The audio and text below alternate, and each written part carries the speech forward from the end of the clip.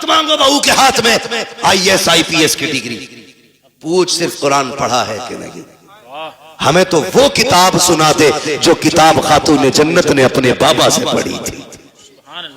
ऐसी बहू लेके आओ, खुदा की कसम कदम उसके आएंगे, करम खुदा का होना शुरू हो जाएगा। अक्लमंद वो नहीं है जिसने बेटियां IAS बनाई है, अक्लमंद वो है जिसने बेटियां कनीज़े फातिमा ज़हरा बनाई है। आप अपनी बच्चियों को पढ़ाइए, तालीम दीजिए, ताकि दुश्मनों की फिक्र और राय का सद्देबाब किया जा सके। इनकी कोशिशों को इन्हीं के ऊपर पलट दिया जाए, इनकी चालें इन्हीं पे बांध दी जाए। इसलिए लाजिम है हम मुस्तफा के दीन को मजबूती से थाम लें, मजबूती से थाम लें। और अगर पढ़ा नहीं है तो अपने कॉलेज बनाओ, अपने स्कूल बनाओ, अपने इंस्टीट्यूट कायम करो, अपने इदारे बनाओ, और ऐसे बनाओ जिसमें पढ़ने वाली भी बेटी हो और पढ़ाने वाली भी बेटी हो। और फिर दुनिया की बच्चियों को कहो, आओ हमने कल तुम्हारे पास बच्ची भेजी थी, उनकी इज्जतें नहीं बची, तुम हमारे इदारे में आओ, खुदा की कसम जिंदगी भी बचा के दिखाएंगे, इज्जतें भी बचा के दिखाएंगे। डॉक्टर इकबाल ने कहा था, तेरे दामन में है किस लालो जवाहर की कमी, तू किसी और के दामन की तरफ क्यों देखे। हम जितने ज्यादा मजबूत होंगे शरीयत पर, रब का उतना ही कुर्ब हासिल होता है। और फिर कुर्ब के एतबार से अल्लाह बरकतें और करामतें अता फरमाता है। सरकारे गौसे पाक के हवाले से मैं क्या कहूं, मेरी औकात क्या है। मेरे इमाम ने कलम तोड़ दिया और बात ही खत्म कर दी। कहते हैं सर भला कोई क्या जाने के है कैसा तेरा, सुभान अल्लाह। औलिया मलते गए आंखें वो है तलवा तेरा। और बिगाड़ लो मुखिया प्रधान से कुछ नहीं बिगड़ने वाला, ठेकेदार से लड़ लो कुछ नहीं होने वाला। लेकिन बगदाद वाले का जो मामला है, मेरा इमाम कहता है अलहमा कहर है ए गौस वो तीखा तेरा, मर के भी चैन से सोता नहीं मारा तेरा। जिसे बगदाद वाला तोड़ दे उसे कोई जोड़ने वाला नहीं मिलता है। बहुत बड़ी जात सरकार बगदाद की है। लेकिन याद रखिएगा, मैं आगाज यहां से करूं कि जिस तरह अच्छी फसल के लिए अच्छी जमीन जरूरी होती है, उसी तरह अच्छी नस्ल के लिए अच्छी मां जरूरी होती है। बेशक समझ गए इतनी बात मेरी। अक्सर मुझे उम्मीद है कि खेती से ताल्लुक रखने वाले लोग हैं हम भी किसान के घर में पैदा हुए हैं। ये अलग बात है, अल्लाह ने ड्यूटी इधर लगा दी है। बाप दादाई पुराना काम हमारा खेती किसानी है। हम जमीन को अच्छी तरह समझते हैं। जमीन अच्छी होती है तो फसल अच्छी होती है, मां अच्छी होती है तो नस्ल अच्छी होती है। आज पूरी दुनिया सलाहुद्दीन अय्यूबी को आवाज दे रही है। पूरी दुनिया मोहम्मद बिन कासिम के नाम के नारे लगा रही है। लेकिन ये सिर्फ नारों से नहीं आएंगे, ये सिर्फ आवाज से नहीं आएंगे। माओ की गोद पारसा बनानी पड़ेगी, तब कोई सलाहुद्दीन अय्यूबी पैदा होगा। बेशक सही बात, हक बात। बहन बेटियों को पारसा बनाना पड़ेगा, तब जाके कोई मोहम्मद बिन कासिम आएगा। सरकारे बगदाद की जिंदगी आप देखें, मां की शान क्या है। जिसने कभी जिंदगी में गैर महरम को देखा ही नहीं, क्या आज किसी औरत का तसव्वुर किया जा सकता है? क्या हमारे इल्म में कोई ऐसी औरत है जिसने आज तक किसी गैर महरम को देखा ही ना हो? इतनी पारसा के जिसने कभी किसी गैर महरम की आवाज अपने कानों से न सुनी। और ऐसी पाकबाज खातून कि जिसने पूरी जिंदगी शरीयत के खिलाफ कोई जुमला ना बोला हो। जब मां ऐसी होती है तब बेटा अब्दुल कादिर जिलानी पैदा होता है। बेशक सुभान अल्लाह, सुभान अल्लाह। और बेटा देखे, आपने बचपन से आज तक सुना है आलम अरवाह में भी वली, मां के शिकम में भी वली, और जब दुनिया में आए तब भी वली। ये बचपन की कहानी, आपकी दूध पिलाने वाली अम्मी जवानी में आपके पास आई, कहती है अब्दुल कादिर एक सवाल रह गया था, वो पूछना है। पूछो अम्मी, क्या बात है? कहा जब बचपन में तुम मेरी गोद में होते थे अचानक गायब हो जाते, कहां चले जाते थे? पूछने आई। फरमाने लगे मुस्कुरा के, अम्मी जब मैं तेरी गोद से गायब होता था ना तो मैं सूरज के अंदर चला जाता था। कब? दूध पीने की उम्र में। समझ रहे ना ये बात? किस उम्र में समझ रहे तो बोले, वरना सलाम पढ़ ले। किस उम्र में? दूध पीने की उम्र में। काश आजादे ये पता करना है कि दूध पीने की उम्र में सूरज में चले जाते थे, कि अब भी जा सकते हो?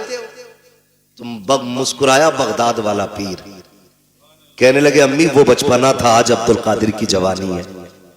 क्या मतलब? कामी वो बचपन था जो मैं सूरज के अंदर आ जाता था, अब सूरज में ताकत नहीं है अब्दुल कादिर को अपने अंदर ले सके। अब कहते अम्मी अगर ऐसे 1000 सूरज भी आ जाए तो अब्दुल कादिर के सीने में दफन होकर रह जाएंगे। अब रब ने अब्दुल कादिर को वो कमाल बख्शा। ये अब्दुल कादिर के बचपन की कहानी है। जब उम्र 14 से 18 बरस की हुई और पढ़ने के लिए निकले, फिर मां की परवरिश देखे। अब बचपन नहीं था, समझदार थे, जवानी की दहलीज पे कदम था और इब्तदाई उलूम हासिल कर चुके अपने घर में। घर से निकल रहे हैं तो मां के जुमले क्या थे? अब्दुल कादिर एक वादा करके जा। अम्मी कौन सा वादा? का जिंदगी में कभी झूठ नहीं बोलना है। मैं कभी कभी सोचता हूं जो मां की गोद से उछाल मार के सूरज में चला जाता हो, आज जवानी में मां कह रही है अब्दुल कादिर वादा कर झूठ नहीं बोलना है। तो बहुत गौर किया तो समझ में आया वो मां भी अब्दुल कादिर जिलानी की मां थी।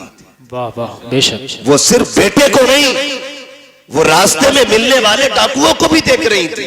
उन्हें यह भी पता था चोर चोरी करेंगे, उन्हें यह भी पता था काफिला लूटा जाएगा। बेटे का हाथ में हाथ लेकर के मां ने वादा किया, अब्दुल कादिर वादा कर कभी झूठ नहीं बोलना है। बड़े पीर ने वादा लिया है, डाकुओं ने लूटा है, सबको लूटा गया। वाकया सुनाना मकसूद नहीं है, कुछ बताना चाहता हूँ। जब डाकुओं के सरदार ने बुला के कहा था बच्चे तेरे पास क्या है? का 40 सोने के सिक्के है। का है किधर? का मेरी शेरवानी के अंदर है। सदरी का बंद तोड़ा जाता है, सोने के सिक्के खन खन गिरे। सरदार ने कहा था झूठ बोल देते तो बच जाते। बगदाद वाले ने कहा था अगर झूठ बोलता सोना तो बच जाता, लेकिन मां की जबान से किया हुआ वादा वो तो टूट जाता। अब्दुल कादिर 1000 सिक्के लुटा सकता है, लेकिन मां से किया हुआ वादा नहीं तोड़ा जाता। भाई नारे तकबीर, नारे रिसालत, मसलके आला हजरत, फैजाने गौसे आजम, मुफ्ती हम्माद साहिब किबला, नारे तकबीर। भाई वाह, जिंदाबाद जिंदाबाद, माशाअल्लाह। मैं रुक के एक बात कहूं, आज हम अपने बेटे को 10 रुपए देते हैं, बेटे जाओ बाजार से धनिया ले आना, 3 रुपए की मिर्च ले आना, है ना? 10 रुपए का सौदा बता के भेज दिया। बच्चा गया, जा सारा सामान भी ले आया, 10 रुपए भी बचा लाया। 10 रुपए भी बचा लाया। हो सकता है दुकानदार की नजर इधर उधर हो, ला के सामान भी दिया, 10 रुपए भी दिए। अम्मी कहती पैसे, अम्मी उसे पता ही नहीं चला, मैं लेके आ गया। आज की मां कहती है मेरा गुड्डू होशियार हो गया जी। हक बात। फिर कल चल के यही गुड्डू डाकू सुल्तान बनता है, फिर मुकदमे होते, फिर जेलें काटनी पड़ती हैं। जब एक ताना हराम का दाड़ को लग जाता है फिर जिंदगी भर बचना मुश्किल हो जाता है। हक बात, मुश्किल हो जाता है। और याद रखिएगा जिस तरह गलत दवा से फसल खराब हो जाती है, उसी तरह गलत रोजी से नस्ल खराब हो जाती है। बेशक हक बात है। जो हमारा बेटा 25 साल में पुलिस के हाथ आया ना, ये पहली गलती नहीं थी, पहली गलती नहीं थी। हजरत फारूक आजम का दौर है, अमीरुल मोमिनीन फारूक आजम, वो उमर जिसके दौरे खिलाफत में शेर बकरी एक जगह पानी पीते थे। है? आज इस्लाम की तारीख बताने के लिए लोग हमें सुल्तानों की कहानी सुनाते, हमें बादशाहों की कहानी सुनाते। इस्लाम समझना है तो फारूक आजम की कहानी पढ़ो, नबी के सिद्दीक अकबर का दौर देखो, तब पता चलेगा इस्लाम क्या है। फारूक आजम बैठे ना, शेर बकरी को एक जगह देखा, लोगों में तस्करे हुए, डर नहीं रही है बकरी को, डर नहीं लग रहा, शेर के साथ खड़ी है। उसने कहा मुंह बंद कर, पता नहीं है कुर्सी पे नबी का उमर बैठ गया है। वाह वाह, जिंदाबाद जिंदाबाद। ये हुजूर के गुलामों की पावर है और इसे इस्लाम कहते हैं। तो नतीजा क्या? हजरत फारूक आजम का दौरे खिलाफ एक शख्स पकड़ा गया, आपने हुक्म दिया, चोरी करते हुए बंदा पकड़ा गया, हुक्म हुआ हाथ काट काट, रोने लगा, अमीरुल मोमिनीन माफ कर दें, पहली बार चोरी की है। फरमाने लगे अब झूठ के बदले कोड़े भी लगाओ। कहा झूठ क्या बोला? आप कहते हैं जालिम, रब इतना करीम है, पहली गलती पे तो बंदे के वो पर्दे डाल देता है, पहली गलती पे तो बंदा पकड़ा ही नहीं जाता, ये रब के कर्म के खिलाफ है, तू झूठ बोल। तो मैं कहना ये चाहता हूं, हमारा बच्चा जो 25 साल में जेब काटते हुए पकड़ा गया ना, ये पहली गलती नहीं, इसने पहले भी गलतियां की है। बेशक हक बात। हमें अपने बच्चों को ऐसे परवान चढ़ाना, 10 रुपए भी ले आए, गुड्डू होशियार हो गया, गुड्डू होशियार नहीं, गुड्डू चोर हो गया है। मां पे लाजिम था पहले दिन थप्पड़ मार के वापस करके कहती जा ये वापस करके आ, हमें हराम का एक पत्ता भी नहीं चाहिए। आज ये तरबियत देने वाली माई नहीं मिले भी कहां से? क्योंकि हमने बहुएं जो ढूंढी है ना, वो एमए ढूंढी है, एलएलबी ढूंढी है, हमने कनीज़े फातिमा ढूंढी ही नहीं। काश हमने कनीज़े फातिमा देखी होती तो गोद आपकी बेटी की होती, आने वाला सलाहुद्दीन अय्यूबी पैदा होता। वाह, सुभान अल्लाह सुभान अल्लाह। क्या दुनिया भाग नहीं रही है इसी तरह? नशा नहीं चढ़ा, एक नशा है। मौलाना दुआ करियो, मेरी बेटी एलएलबी कर रही है, माफ कीजिएगा, ऐसी डिग्री जो जलील कर दे मुंह पे मार दो, वो डिग्री लाओ जो दुनिया में भी इज्जत अता करे, आखिरत में भी इज्जत अता करे। बेशक बेशक, सुभान अल्लाह। कौम का बेड़ा गर्क नहीं हो गया, गलत नहीं हो गया, कौम का बेड़ा गर्क नहीं हो गया, सबको शौक लगा है। 2 चीजों से कौम बर्बाद हो गई, एक ट्यूशन और दूसरी ऑनलाइन जो तालीम चली है। इर्तिदाद का बहुत मसला, पूरा हिंदुस्तान रो रहा है इर्तिदाद की बीमारी को देख करके। सब कह रहे हैं सत्य बाप करो, मौलवी रोको। एक मौलवी किसे किसे रोके? मौलवी के कहने का इंतजार न कर, अपने घर का खुद मौलवी बन जा, अपने घर का खुद मौलवी बन और अपनी बेटी से कह हमें वो डिग्री नहीं चाहिए जो जलील करके मिले, हमें वो डिग्री चाहिए जो इज्जतें अता करती है। बेशक, सुभान अल्लाह सुभान अल्लाह। अच्छा, इस बीमारी की भी एक वजह है, बुरा तो नहीं लग रहा आपको? लगे तो खाक से लगे, मैं आईना वो दिखाऊंगा दाग चेहरे के, जिसे खराब लगे सामने से हट जाए। बेशक हक बात है, वाह वाह, परवाह नहीं है। बहुत अच्छा मुफ्ती साहब, कितने लोग सुभान अल्लाह कहेंगे, कितने नहीं कहेंगे? भाई वाह, पाए मोरा नंग नेस्त मुल्के खुदा तंग नेस्त। वाह, 365 दिन में 400 तकरीरें करते हैं, कमी नहीं है, मगर मैं समझाना चाहता हूं, बदल दो। ये आग क्यों लगी है? ये आग इसलिए लग रही है, जो ये भूख लगी है ना लोगों को कि बेटी डिग्री होल्डर होनी चाहिए, इसकी भी एक वजह है। क्योंकि जब हम रिश्ता देखने गए ना, तो अगर किसी गरीब ने कहा मेरी बेटी ने कुरान पढ़ रखा है, तो बेगैरत सामने से कह रहा बस कुरान, बस कुरान, तूने इसे बस समझा है, ये सब है। बेशक, जिसे बस कह रहा है ये सब है जी, हक बात, बहुत अच्छा। बस कुरान नहीं जमे। हमारे बेटे ने कहा पढ़ी लिखी होनी चाहिए, तू किसे पढ़ा लिखा कहता है? जाओ चैलेंज करता हूं, अगर दुनियावी तालीम से मुआशरे सुधरते ना, तो फिर अबू जहल गुमराह नहीं रहता। दुनियावी तालीम उसके पास थी, दीन नहीं था। मुआशरे जो सुधरते वो इस्लामी तालीम से संभलते। लगता है किसी को बुरी लगती हो, लगे बर्दाश्त कर लो, दवा जितनी ज्यादा कड़वी होती फायदा उतना ज्यादा करती है। जी जी, हक बात। और जो कड़वी दवा बर्दाश्त नहीं कर सकता, फिर उसका इलाज गोलियों से नहीं, उसका इलाज ऑपरेशन से होता है। इसलिए कड़वी दवा बर्दाश्त और खाने के आदी बनो। ये जो आग लगी ना गया रिश्ता करने के लिए, क्या पढ़ा है? बेटी हमारी मिलाद पढ़ी हुई है, एक लेवल था उर्दू का, बच्ची मिलाद पढ़ लेती थी, कुरान पढ़ लेती थी, तो हमारे असलाफ कहते थे बहुत पढ़ गई। आजकल बस स्कूल नहीं पढ़ी है, हाई स्कूल तो किया ही होगा, बीए तो किया होगा। क्यों भाई, क्यों? नौकरी कराएगा, इसकी कमाई खाएगा। बेगैरत होते हैं जो औरतों की कमाई खाते हैं, गैरत वाले वो मर्द होते हैं जो अपनी कमाई बेटियों को खिलाया करते हैं। ये मिजाज बन गए हमारे कि नहीं नहीं, हमारा लड़का कहता बीए पास होनी चाहिए, खुदा की कसम बीए पास ना ढूंढ। आग लग गई है मुआशरे को।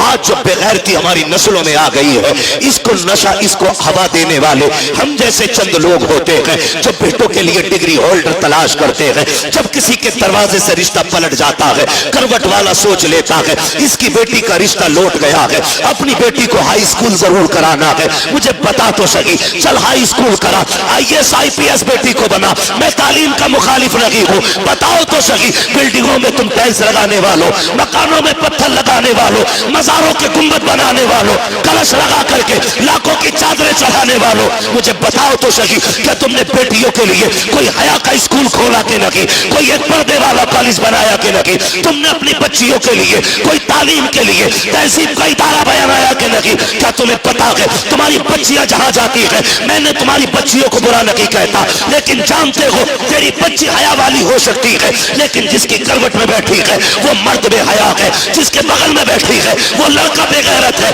और याद रखिएगा, माहौल को देख करके लोगों के रंग बदल जाया करते हैं। मैं आपसे कहना चाहता हूँ, चंद दिन की रौनक के लिए, तुमने जरा से नामो नमूद के लिए, कुछ दिन के बाद खबर आती है फला की बेटी भाग गई है, उसने बाप के मुंह पे काली पोत दिया है। खुदा की कसम खा के कहता हूँ, लाख डिग्रियां ले आओ, वो इज्जत जो भागने से पहले थी वो भागने के बाद तेरे घर में आ नहीं सकती। बेशक नारे तकबीर, नारे रिसालत, उलमाए अहले सुन्नत, मसलके आला हजरत फैजाने गौसे आजम मुफ्ती हम्माद साहिब किबला, नारे तकबीर, नारे रिसालत। भाई वाह, माशाअल्लाह, जिंदाबाद। कितने वीडियोस वायरल हुए ट्यूशन के नाम पे बच्चियों का इस्तेमाल। हाँ, और ट्यूशन पढ़ाने और बैठाने का सिस्टम, एक लड़की दो लड़कों के बीच में बैठाई जाती है, आंखें नहीं खुल रही। किसी की भाग जाए तो मुजरिम मौलवी। बदलो, डॉक्टर इकबाल ने कहा था, न संभलोगे तो मिट जाओगे हिंदी मुसलमानों, बेशक हक बात। तुम्हारी दास्तां तक भी ना होगी दास्तां। खत्म करो कि बहू LLB चाहिए, ये शर्त लगाओ बहू हमें कनीज़े फातिमा ज़हरा चाहिए। मांगो, करके लाए LLB, 4 दिन बाद भूत आ गए उसके। कोई कह रहे आपको चोचा ले जाओ, नीर में नहला के ला। कोई कह रहा छोटे बड़े सरकार पे ले जाओ, 2-4 लट्ठों में ठीक हो जाएगी। लेकिन 6-6 महीने पड़ी रहे, कह रहे सब में घुमा ले, भूत ही नहीं उतरे। मैं खुल के कहता हूं, भूत उसके उतरे जिस पे चढ़े हों, जो खुद भूत नहीं हो उसका भूत नहीं उतरा करता है। सही बात है, हक बात है भाई। रवैये बदलो, दीनदार बहू तलाश करो, दीनदार। कयामत में ये नहीं पूछा जाएगा तेरी बेटी ने LLB किया था कि नहीं, मगर ये जरूर पूछा जाएगा तूने बेटी को कुरान पढ़ाया था कि नहीं, तूने बेटी को मुस्तफा की शरीयत सिखाई थी कि नहीं, तूने बेटी को दीन दिया था कि नहीं। और सबसे अच्छी जिंदगी, खुदा की कसम, वो इस्लामी जिंदगी है, इस्लामी जिंदगी। ये तो सारे फिरका वालों का अकीदा है कि अल्लाह कयामत में बंदे को आगे खड़ा करके उस वक्त तक नहीं हिलने देगा जब तक हिसाब ना ले लेगा। बेशक बेशक सबका अकीदा ही, सिर्फ बरेलवियों का नहीं, सब इस बात में मुत्तफिक है। मैं पूछना चाहता हूं, जरा ख्याल करो और गुमान करो, हमारी जिंदगी चौराहों पे कटी, हमारी जिंदगी ऐशो इशरत में कटी, होटलों में कटी। अल्लाह कयामत में पूछेगा दिन कहां गुजारा, रात कहां गुजारी, हिसाब मुश्किल पड़ जाएगा। और जिसकी जिंदगी कुरान पढ़ने और पढ़ाने में कट गई, उससे रब पूछेगा बता किधर जिंदगी कटी, कहेगा और कहेगी आधी जिंदगी कुरान पढ़ने में गुजार आई हूँ, आधी जिंदगी कुरान पढ़ाने में गुजार आई हूँ। वाह वाह, सुभान अल्लाह, माशाअल्लाह। इससे बेहतर जवाब क्या होगा, इससे बेहतर जवाब क्या होगा। लेकिन नशा चढ़ा है, मुखिया की बेटी है, LLB कर रही है, वो भाई, कई लोग तो ये पता खालिद भाई क्या कहते हैं, वो हमारी बेटी के बारे में बोल रहे हो, अल्लाह का शुक्र है भरोसा बेटियों पे, वही आग लगाते हैं जिन पे भरोसा होता है। सही बात। हाँ, आग वही लगाता है जिस पे एतमाद होता है, जिस पे एतमाद नहीं उस पे तो आदमी अलर्ट रहता है, जिस पे भरोसा है वही, वो कहा था ना, घर का भेदी लंका ढाल, आग वही लगाता है जिस पे भरोसा होता है। मुझे बताओ तो सही, बुरा ना मानो, हमने तालीम के नाम पे बच्चियां आजाद कर दी। मेरे नबी विसाल का वक्त है, आवाज दी, या फातिमा, जी बाबा, दौड़ के आ गई, हाथ पकड़ा बेटी का, फातिमा बता मेरे बाद पर्दा कैसा करेगी। सैयदा रोने लग गई। बाप बेटी का रिश्ता बड़ा अजीब होता है। खातूने जन्नत, हुजूर के जिगर का टुकड़ा, वो जिसे मेरा नबी सबसे ज्यादा प्यार करे, जिसने सबसे ज्यादा हुजूर के साथ वक्त गुजारा, वो बेटी, आका कहते फातिमा बता मेरे बाद जिंदगी और पर्दे का क्या हाल होगा। रो के कहती अब्बा तेरे बगैर तो जीने का तसव्वुर ही नहीं है। फातिमा को जीने का तसव्वुर ही नहीं, अब्बा मुझे लगता ही नहीं मैं आपके बगैर जिंदा भी रह पाऊंगी कि नहीं। खुदा की कसम ये बेटी होती है। आज बेटी वालों से भी गुजारिश है, खुदारा बेटियों के साथ ना इंसाफी ना करो। इंसाफ ये नहीं कि उन्हें तालीम के नाम पे आवारा कर दो, उन्हें इल्म के नाम पे आजाद छोड़ दो। इंसाफ ये है कि उन्हें निकाह के बाद भी सीने से लगा के रखा करो। बेशक बात, ये इंसाफ। हमने गलतियां की और बहुत गलती करते हैं। खुदा की कसम खा के कहता हूं, बेटी का हक खा के अगर हज करने भी जाएगा ना, अल्लाह मुंह पे मार देगा, कहेगा बेटी का हक खा के मेरे पास आया, मुझे तेरी शक्ल भी गवारा नहीं, लौट जा, नहीं चाहिए तेरे सजदे और तेरी इबादतें। ओ भाई, बहुत सितम हम करते हैं। बेटी अल्लाह ने कितनी बड़ी नेमत दी, रहमत खुदा की। बेटे आते हैं, अल्लाह सबके बेटों को सलामत रखे। मैं बेटों का मुखालिफ नहीं, बेटे भी बड़ी चीज है, क्योंकि इससे नस्ल और इंसान के नसब का चराग रोशन होता है, बड़ी चीज है। लेकिन बेटी उससे भी बड़ी चीज है। बेटी उससे भी बड़ी चीज है। बेटा आता है ना, रब की तरफ से पैगाम ला के कहता है, सुन, हुक्म होता रब की तरफ से, अपने लिए भी कमाना, अपने माँ बाप के लिए भी कमाना।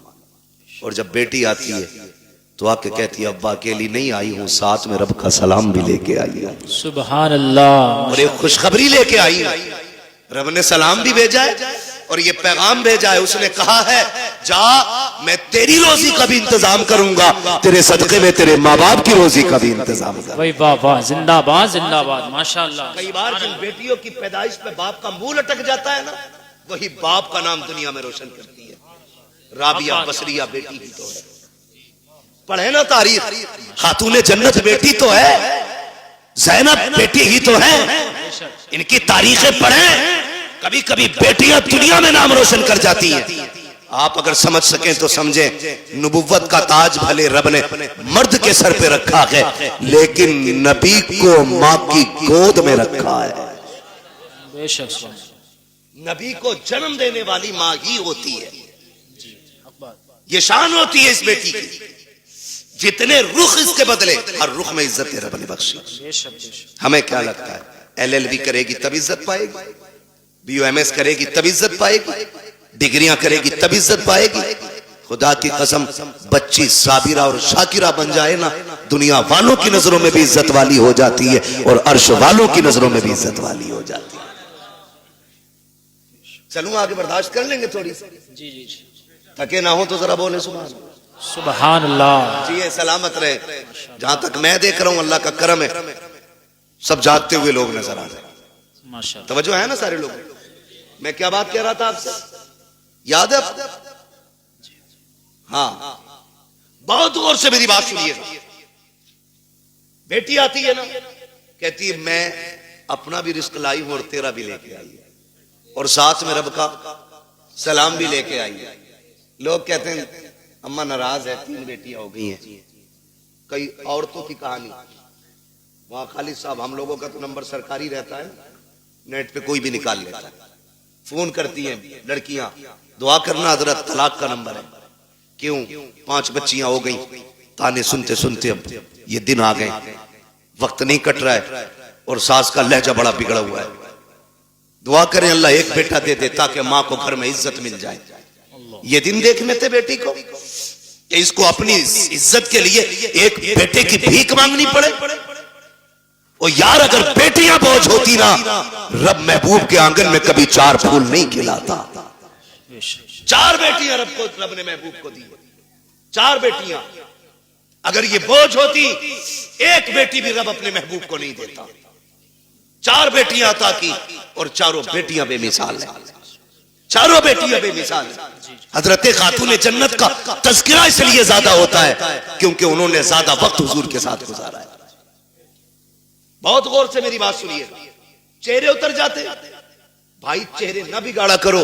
बेटी आए तो 2 सजदे शुक्र के ज्यादा किया करो। बेशक, सुभान अल्लाह, सुभान अल्लाह। क्यों? जानते हो दुनिया में या तो सच्चा प्यार मां कर सकती है और या मां के बाद बेटी कर सकती है। मेरे हुजूर फरमाया करते थे, फातिमा उम्मी बाद उम्मी, फातिमा मेरी मां के बाद मेरी मां है। कहते हैं कि जो खिदमत, जो प्यार मुझे मेरी मां से मिला है, फिर वो प्यार मुझे आमिना के सामने मिला है, फातिमा के सामने मिला है। हुजूर कहते थे अपनी बेटी के हवाले से, फातिमा मेरी मां के बाद मेरी मां है। अब सोच तो सही बेटी क्या होती है। बुरा ना मानिए, कल अल्लाह करे सारे बेटे बाप के फर्माबरदार हों। और जी इसमें बाप का कोई मतलब नहीं है, मतलब गरज बेटों की होनी चाहिए। इसलिए कि अगर बेटे बाप से अलग हो जाए तो बाप नुकसान में नहीं, बेटे नुकसान में रहते हैं। क्योंकि अगर कोई टहनी तने से कट जाती है तो तने नहीं सूखा करते, टहनियां सूख जाया करती हैं। जी, टहनी समझ गए ना, तना भी समझ गए, जड़। अगर कोई शाख दरख्त से कट जाए तो बताओ दरख्त सूखेगा कि शाख? शाख। सारे बोले हैं क्या सूखेगा? शाख सूख जाती है। और तजर्बा ना हो तो कर लेना, एक बेटा बाप के साथ रखो, दूसरा बेटा बाप से दूर रखो। वो बेटा जो बाप से दूर है उसे फुल खर्चा दो, और जो बेटा बाप के पास रहता है उसे गिन के रोटी दो। फिर 18 साल में वजन तोल लेना, जो बाप के साथ रहेगा वजन उसी बेटे में ज्यादा मिलेगा। इसलिए कि बाप की छत्र छाया में पलने वाले बेटे की परवरिश का अंदाज भी निराला होता है। बेशक, हक बात, ये बात याद रखिएगा। तो अगर बेटे बाप से जुदा है तो बाप का नुकसान नहीं, बेटों का नुकसान। अल्लाह आपको तौफीक दे कि हम बाप की कदर करें। हम सबको अल्लाह तौफीक दे कि हम बाप की इज्जत करें। बड़ी दौलत है। लेकिन मैं बात जो अर्ज करना चाहता हूं, सुने। कभी दौर ऐसा भी आता है कि बहुएं पूरा परिवार बिगाड़ देती है। किसी घर के बेटे खराब नहीं होते। जब वो 18 साल तक एक थाली में खाते रहे, खालिद भाई 25 साल तक एक थाली में खाते रहे, तो ये 26वां साल जो शादी के बाद लगा है, अब कौन से कांटे भाइयों में निकल आए। भाई कल भी भाई था, आज भी भाई है, लहू आज भी दोनों की रगों में एक है। लेकिन दुश्मनी की वजह क्या है? ये जो काली खोपड़ी वाली आई है, इसने कहा कब तक इनकी नौकरी करोगे, अपना भी कुछ करो। जी सही बात, मुझसे इनकी रोटी नहीं पकती, सबकी। अकेले रहेंगे तो पकाएंगे, खा लेंगे। मैं बेटियों से गुजारिश करूंगा। रुखसती हुई थी तब कंडीशन क्या थी? निकाह हो गया, उसके बाद जब गाड़ी में बैठने का नंबर आता है ना, आधा घंटा लगा देती है गाड़ी तक आने में। ये मेरी भी घर की बात हो सकती है, आपके भी घर की बात हो सकती है। मैं खाली अपनी ससुराल की नहीं, मैं तो अपने घर की भी बात कर रहा हूं।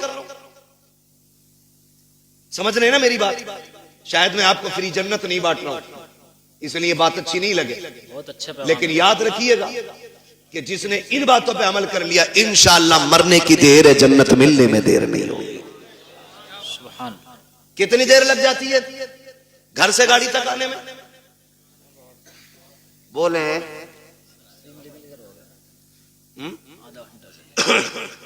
आधा घंटा 1 घंटा तक लग जाता। क्यों? क्यों? जब चले ना भाई दिखा लिपट के रोई, छुट्टी नहीं रही। उससे छोटी चचा दिख गया, उससे लिपट के रोई, उससे छोटी मामू से लिपट के रोई, उससे छोटी भाई से लिपट के रोई। क्यों? कहा कि आज इनकी जुदाई का गम बर्दाश्त नहीं हो रहा है। मैं पूछना चाहता हूं मेरी बहन, मेरी बेटी, जरा रुक के तो बता, जब तू घर से चली थी अपने भाई से लिपट के रोई थी, बाप से लिपट के रोई थी, चचा से लिपट के रोई थी, तुझको इनका दर्द इतना था कि आधा घंटे तक इनसे लिपट के रोती रही। जब उस बाप के लिए आधा घंटा रोई है तो इस बाप में कौन से कांटे हैं जिसको तू 2 बार चाय देते हुए नकनकाती है, गर्म रोटी देते हुए तेरे लहजे बिगड़ जाते हैं। क्या तूने वहां परिवार का खाना नहीं बनाया है? वहां 12 लोगों का खाना बनाती रही, यहाँ 4 का खाना बनाते हुए तेरे हाथ दुख जाते हैं। फिर कहते हैं कि हमारी बहू को, बेटी को इज्जत नहीं मिल रही है। मैं कहता हूं खुदा की कसम, जब तेरी बेटी ससुराल जाने लगे उससे इतना कह, यहाँ माँ बाप छोड़ के जा रही है, गम ना करना, तो माँ बाप तुझे वहां मिल जाएंगे। यहाँ भाई छोड़े हैं, वहां भाई मिल जाएंगे। जैसे हमसे प्यार किया है वैसे उनसे प्यार करना। खुदा की कसम, तेरी बेटी को आने में देर हो जाती, इसे इज्जत मिलने में देर नहीं लग सकती। नारे तकबीर, नारे रिसालत, मसलके आला हजरत, फैजाने गौसे आजम, इस्लाहे मुआशरा, मुफ्ती हम्माद रजा साहिब किबरा। नारे तकबीर, नारे रिसालत। वही बात, जिंदाबाद मुफ्ती साहब। बहुत ये समझा के भेजो ना बेटी को। बहुत अच्छा मुफ्ती साहब। लेकिन चाबी गलत भरी जा रही है। कह रहा रो क्यों रही है? 6 किलोमीटर ही तो है। आंखें भी कोई निकाले, फोन लगा दिए, चाबी लगी है। सही सुनो बात। भाई, बड़े बड़े धन्ना सेठों से बेटियां नहीं पली। 4 बिगलने वाले की औकात क्या है बेटी पालने? बादशाहों से बेटियां नहीं पली। बेटियों के गुजारे बाप के घर नहीं, शोहर के घर होते। कभी ये राय दे के उनकी जिंदगी बर्बाद करने की कोशिश मत करना। रब ने शोहर को जो पावर दी है ना, उसे फांसी भी दे दोगे उसका कुछ नहीं बिगड़ेगा, लेकिन तेरी बेटी का सब कुछ बिगड़ जाएगा, बेशक सब कुछ बिगड़ जाएगा। तो हमने देखे हैं, एक दौर था, आप लोगों ने वो दौर देखा होगा, हमें शायद कुछ याद है कुछ नहीं है। वहां खालिद साहब, कल गुजरे हुए दौर में किसी की बेटी को तलाक होती थी ना, तो 8 दिन तक बाप घर से नहीं निकलता था। ये गैरत होती थी, तलाक के बाद नहीं निकलता था। आज भाग जाए तो अगले दिन मुंह धो के आ जाता। हया का पानी मर गया आंखों से। बेटी को अगर तलाक हो जाती, बाप को हार्ट अटैक हो जाता था। आज बेटी का हाथ पकड़ के कचहरी में बाप कहता, नहीं रखनी है जी, तलाक दिलवाओ, नहीं रखनी है, तलाक दिलवाओ। ये हमदर्दी नहीं, ये बेटियों के साथ दुश्मनी है, बात। ये उनके साथ सितम है। कितने दिन खिला लेगा? 8 दिन। कभी तो मरेगा ना, जी सही बात। मरेगा। 4 बेटे भी छोड़े ना, तो वो भी 4 दिन खिला के कह देंगे कब तक तेरा बोझ उठाए, फिर किसके दरवाजे जाएंगे? खुदारा मियां बीवी के झगड़े में आप टांग ना अड़े। हाँ, अगर शोहर सितम कर रहा है तो बेशक उसके पास 1 मिनट के लिए बेटी मत छोड़ो, इसलिए कि वो हमारी बेटी है, हमारे घर का फेंका हुआ कचड़ा नहीं है जिसे हम दोबारा घर में नहीं ले सकते। उम्मीद करता हूँ बयान में जो मौलाना साहब ने समझाया है समझ तो आ ही गया होगा। इंशाअल्लाह गरीब घर की हमेशा बहू बनाइए ताकि वो आपकी इज्जत एहतराम करे, और ज़्यादा नौकरी के चक्कर में, ज़्यादा लालच में नहीं पड़ना चाहिए। और दूसरी बात ये है, दीन पढ़ी लिखी लड़की जो होगी वो आपकी इज्जत करेगी और आपके घर को लेके चलेगी। ज़्यादा दहेज के चक्कर में, ज़्यादा पढ़ी लिखी के चक्कर में, सरकारी नौकरी वाली के चक्कर में पड़ोगे मेरे भाई, बह जाओगे, परेशान हो जाओगे। बस नेक परहेजदार नमाजी लड़की के साथ में निकाह करो और इंशाअल्लाह ज़िंदगी हमेशा आपकी अच्छी कटेगी।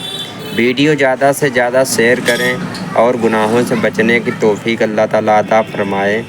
माशाअल्लाह वीडियो ज़्यादा से ज़्यादा शेयर करें ताकि ऐसी गलती और भी कोई